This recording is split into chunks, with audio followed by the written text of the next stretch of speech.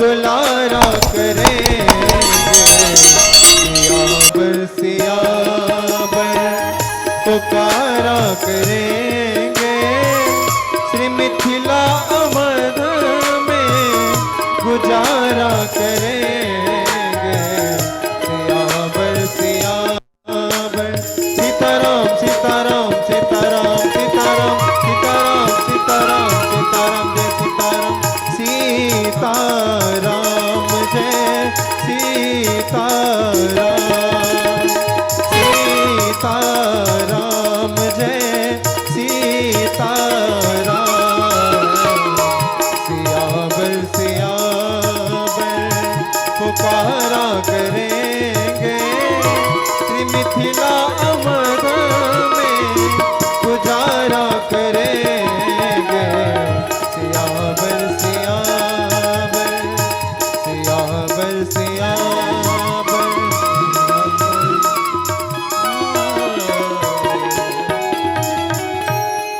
बोलिए श्री सीतारामचंद्र भगवान की जय।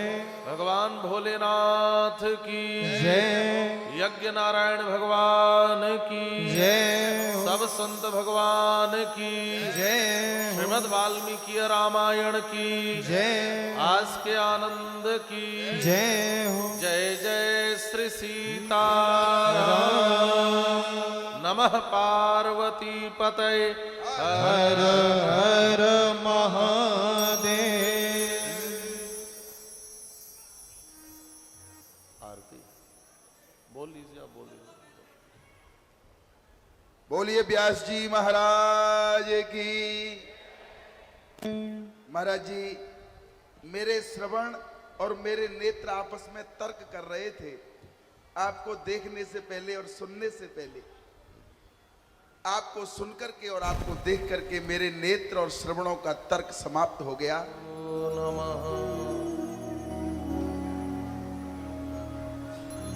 ओम नमः परमहंसास्वादित चरण कमल चिन्मकरंदाय भक्त जनमानस निवासाय श्री रामचंद्राय नमोस्तु रामाय सलक्ष्मणाय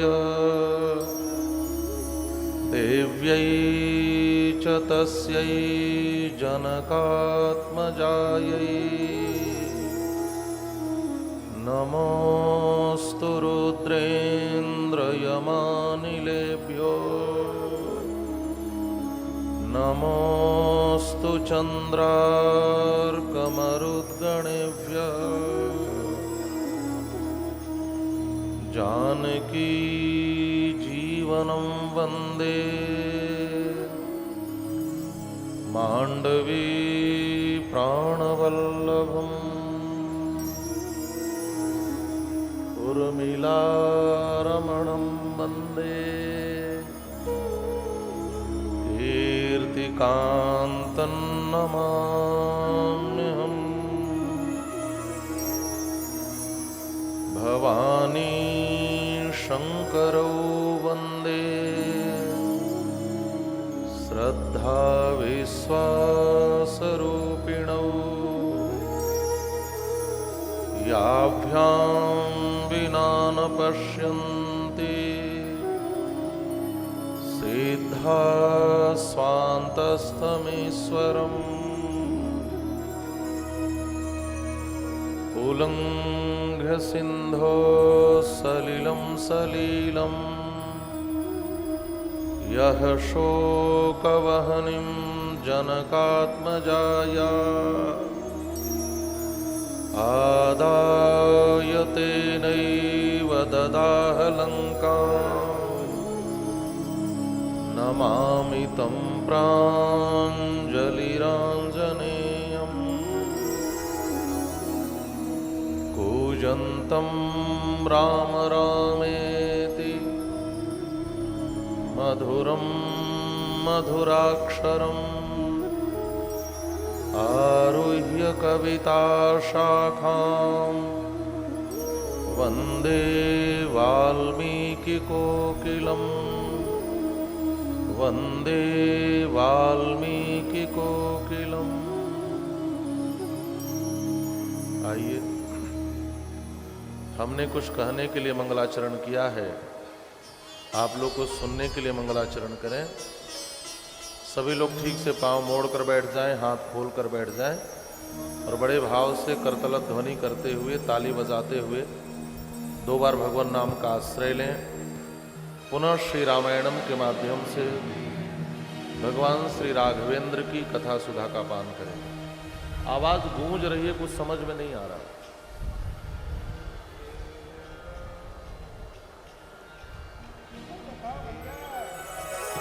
श्री राम श्री राम श्री राम। श्री राम जय राम जय जय राम। श्री राम जय राम जय जय राम।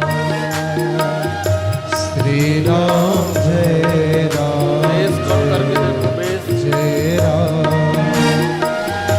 श्री राम जय राम जय जय राम। श्री राम जय राम जय जय राम। श्री राम जय राम जय जय राम। श्री राम जय राम जय जय राम। श्री राम जय राम जय जय राम। श्री राम जय राम जय जय राम। राम जय राम जय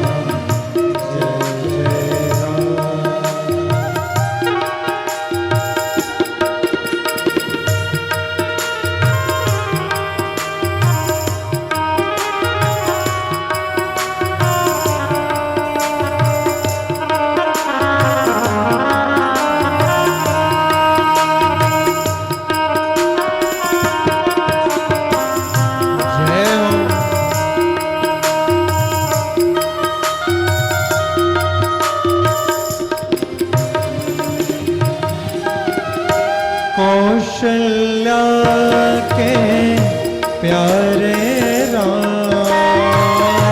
कौशल्या के प्यारे राम। कौशल्या के प्यारे राम। कौशल्या के प्यारे राम।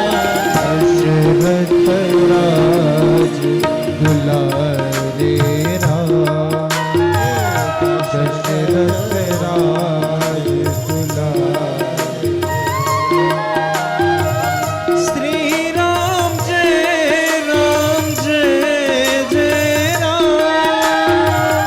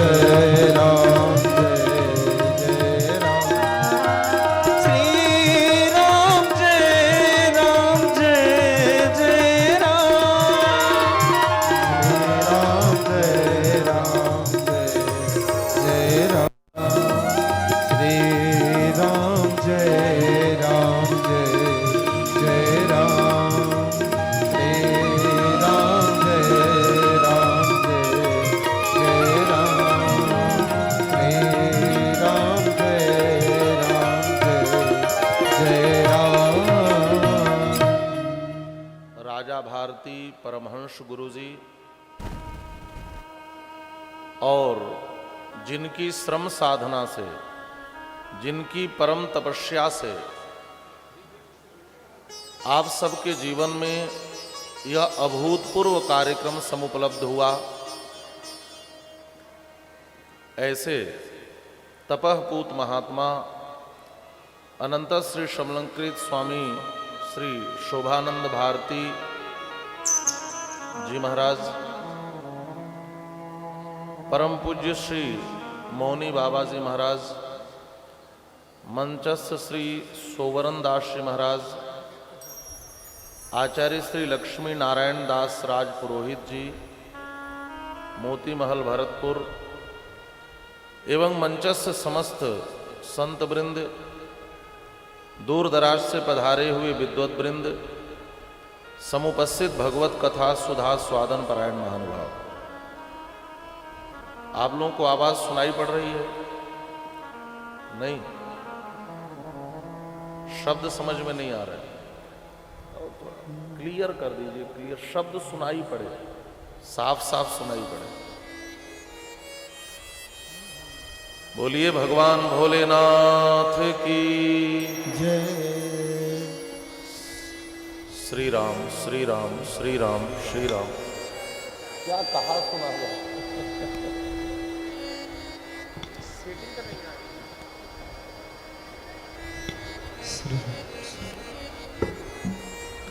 श्री राम श्री राम श्री राम श्री राम।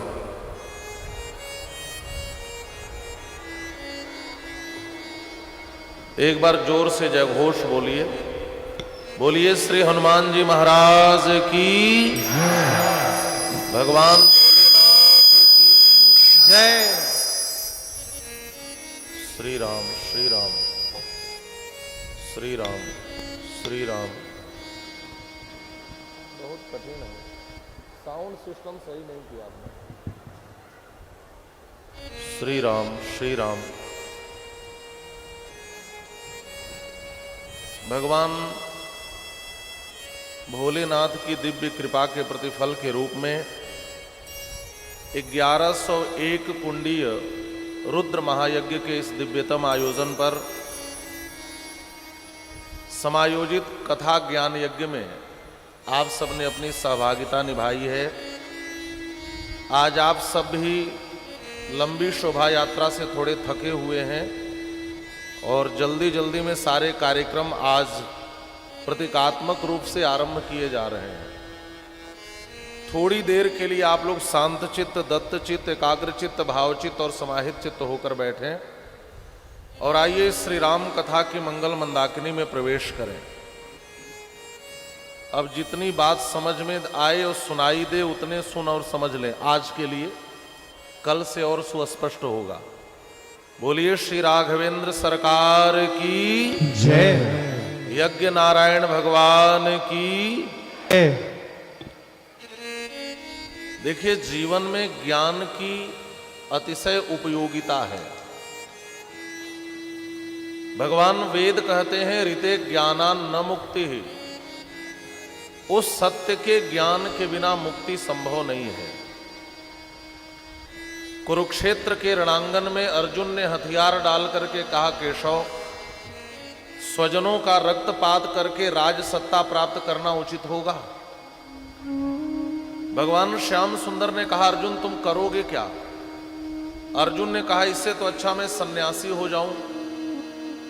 भगवान कृष्ण ने कहा, अर्जुन, अज्ञान की अवस्था में तुम सन्यासी भी हो जाओगे तो तुम्हारा पतन होगा, और ज्ञान की अवस्था में तुम युद्ध भी करोगे तो तुम्हें मोक्ष की प्राप्ति होगी। जीवन में यह आवश्यक नहीं कि हम संन्यास्त हैं कि गृहस्थ हैं, इन दोनों से ज्यादा आवश्यक है कि हमने जीवन में कितना ज्ञानार्जन किया है। हम भारतवासी ज्ञान के मामले में संसार में सबसे संपन्न हैं। हमें विरासत में वेद जैसा ज्ञान प्राप्त हुआ है। वेद शब्द का शाब्दिक अर्थ ही होता है ज्ञान की राशि, ज्ञान का पुंज, ज्ञान का संग्रह, ज्ञान का संकलन। विद ज्ञाने धातु से वेद शब्द निष्पन्न होता है। लेकिन हम भारतवासी आज इतने अल्पज्ञानी हो गए कि हमने वेद के महातात्पर्य को समझना तो दूर की बात, हम वेद को समझने में भी स्वयं को अक्षम कर लिए। हमारे यहाँ कितने वेद होते हैं यह भी बहुत से कम लोग जानते हैं। आज हमारी वर्तमान विडंबना देश की यह है, वेद जैसा ज्ञान हमें विरासत में मिला, लेकिन हम वेद के उस ज्ञान से अपने को वंचित रख लिए। संसार का कोई भी ऐतिह्यविद, संसार का कोई भी इतिहासकार आज तक वेद का काल निर्धारण नहीं कर पाया। जिस भी शताब्दी में, जिस भी सदी में आप गवेषणा करेंगे, आप रिसर्च करेंगे, आप खोज करेंगे, तो आप पाएंगे कि उस सदी में वेद था। इसका मतलब संसार का सबसे प्राचीनतम कोई ज्ञान का संकलन है तो वह है वेद। अब कोई पूछे कि वेद कब से है? वेद में ही लिखा है भगवान का श्वास है वेद, यस्य निश्वसितो वेदाः। वेद क्या है? भगवान का श्वास है। मैं आपसे पूछता हूं, आपकी सांस कब से आपके साथ है? आपका उत्तर क्या होगा? आप कहेंगे जब से मैं हूं तब से मेरी सांस है, जब से मेरी सांस है तब से मैं हूं। सांस ना हो तो मैं नहीं होऊंगा, सांस है इसीलिए मैं हूं, मैं सांस दोनों साथ हूं। ठीक है? तो वेद भगवान का श्वास है। जाकी सहज श्वास श्रुतिचारी, सो हरि पढ़ यह कौतुक भारी। भगवान का श्वास है वेद।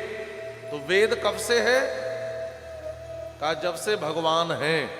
सांस तभी से होती है जब से व्यक्ति होता है। इसका मतलब जैसे भगवान अनादि है, शाश्वत है, सनातन है, वैसे वेद भी सनातन है, अनादि है और शाश्वत है। वेद का काल निर्धारण नहीं किया जा सकता। इससे सिद्ध होता है कि जो वैदिक सनातन धर्म है वह अनादि है, वह शाश्वत है, वह पुरातन है, वह परम सनातन है। एक विदेश के इतिहासकार ने लिखा है कि वेद भारतीय गडेरियों का गीत था। मैं कहता हूं जरा विचार करो, तुम कहते हो वेद भारतीय गडेरियों का गीत था, तो मैं कहता हूं जिस देश का गडेरिया वेद की तरह ज्ञान का गीत गाता होगा, उस देश का विद्वान कौन सा गीत गाता होगा, तुम्हें विचार कर लेना चाहिए। लेकिन हम आज वेद से अपने को दूर कर लिए।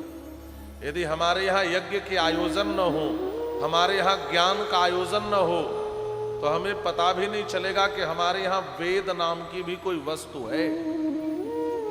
जब हम वेद को नहीं समझ पाए तो वेद को समझाने के लिए दो प्रकार के ग्रंथों की रचना हुई। एक को कहते हैं इतिहास और एक को कहते हैं पुराण। इतिहास पुराणाभ्याम वेदम समुपवृंहयेत। इतिहास और पुराण वेदों के समुपवृंहण के लिए हैं।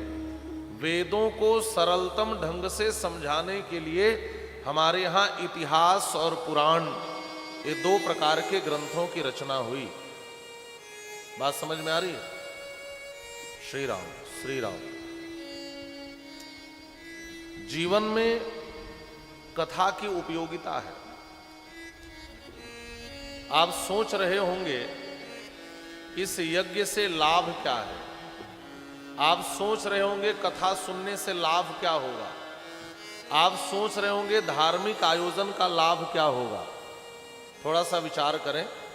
आज पहला दिन है इसलिए थोड़ी सी भूमिका रख रहा हूं आपके समक्ष।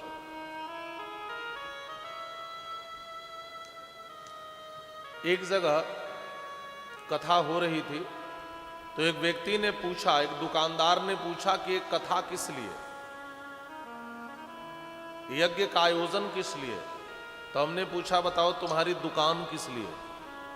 उसने कहा दुकान पैसा कमाने के लिए। हमने पूछा पैसा क्यों कमाते हो? कहा जीने के लिए। हमने पूछा जीते क्यों हो? पैसा कमाएं, खेती करें, व्यापार करें, नौकरी करें, पेट भरने के लिए। पेट क्यों भरते हैं? जीने के लिए। और जीते क्यों हैं? इस प्रश्न पर वह दुकानदार ही नहीं, आज का संपूर्ण मानव समाज मौन है कि हम जीते क्यों हैं।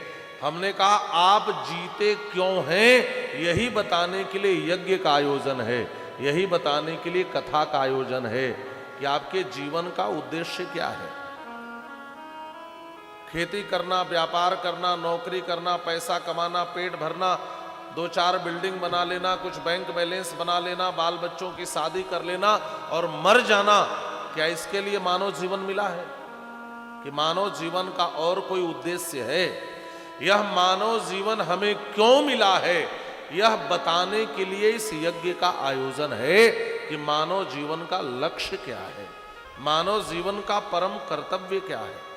दूसरी बात, आज विज्ञान ने बहुत बड़ी उन्नति की।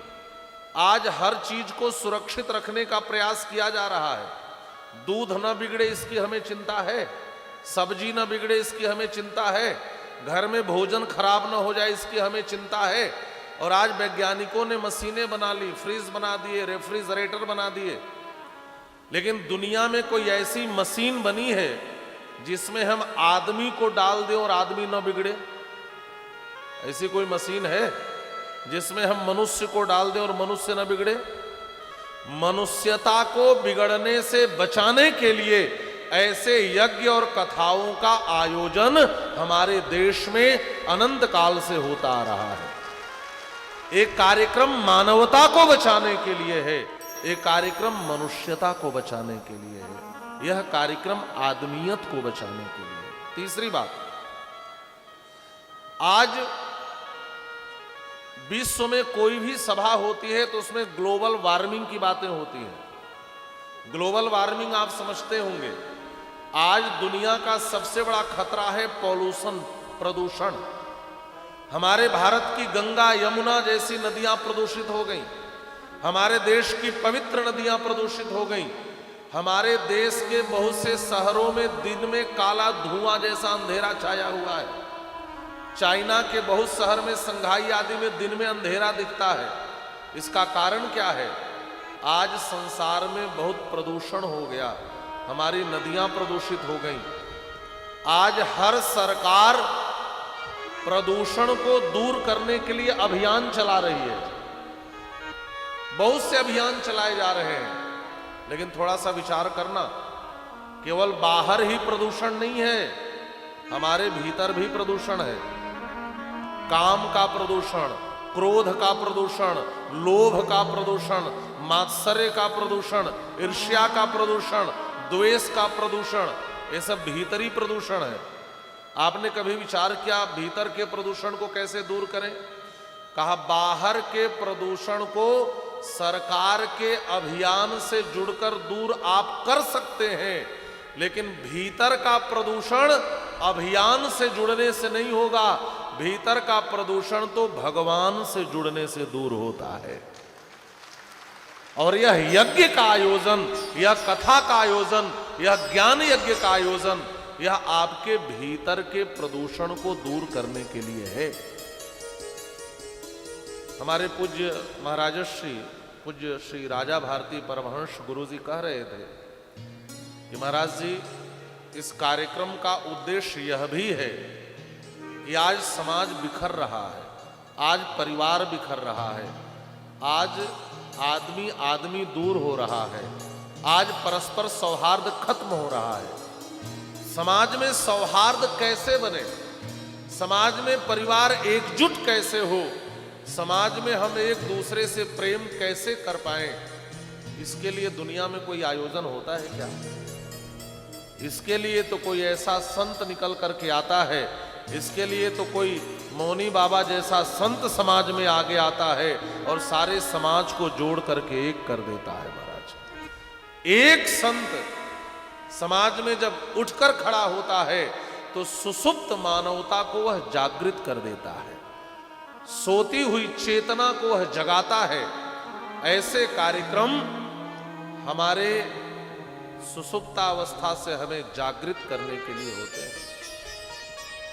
आज हम दुनिया में निर्माण की बात करते हैं, सड़क का निर्माण हो, मकान का निर्माण हो, दुकान का निर्माण हो, पुल पुलिया का निर्माण हो, सारे निर्माण हो जाएं और चरित्र का निर्माण न हो तो सारे निर्माण व्यर्थ हो जाएंगे।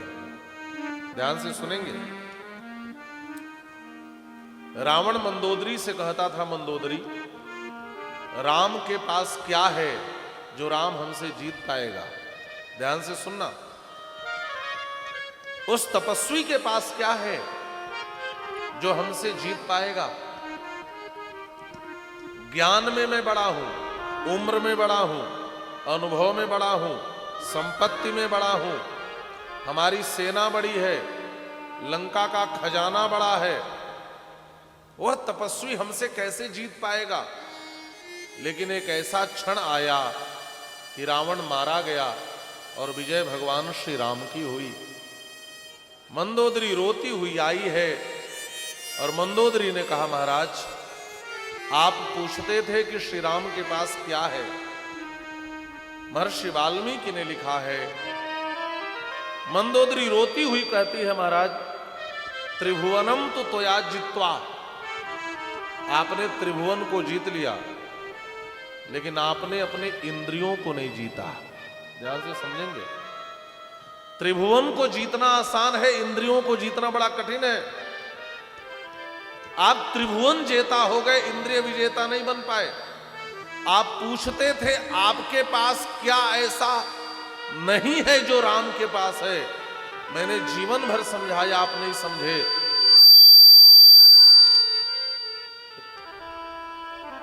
आज फिर से एक बार कह रही हूं, राम के पास चरित्र का बल था और आपके पास चरित्र का बल नहीं है। जिसके पास चरित्र का बल होता है वह दुनिया के हर युद्ध में विजयी होता है। यह संदेश है हमारा। अंग्रेजी की भी एक कहावत है, character is loss, everything is loss. विश्व संस्कृति को सर्वाधिक किसी ने प्रभावित किया है तो भगवान श्री राम के चरित्र ने किया है। इसका सबसे बड़ा कारण क्या है? संसार के समस्त धर्मों में मानवीयता के जितने उदात्त गुण बताए गए हैं वो सारे गुण भगवान श्री राम में पाए जाते हैं। भगवान श्री राम को नायक बना करके संसार में जितने ग्रंथों की रचना हुई, आज तक और किसी को नायक बना करके इतने ग्रंथों की रचना नहीं हुई। देखो भाई, फिर से लो हो गया, फिर से दब गई आवाज। बोलिए श्री राघवेंद्र सरकार की जय जय। बहुत ऊंचे स्केल में बोलना पड़ेगा। बोलिए श्री हनुमान जी महाराज की जय।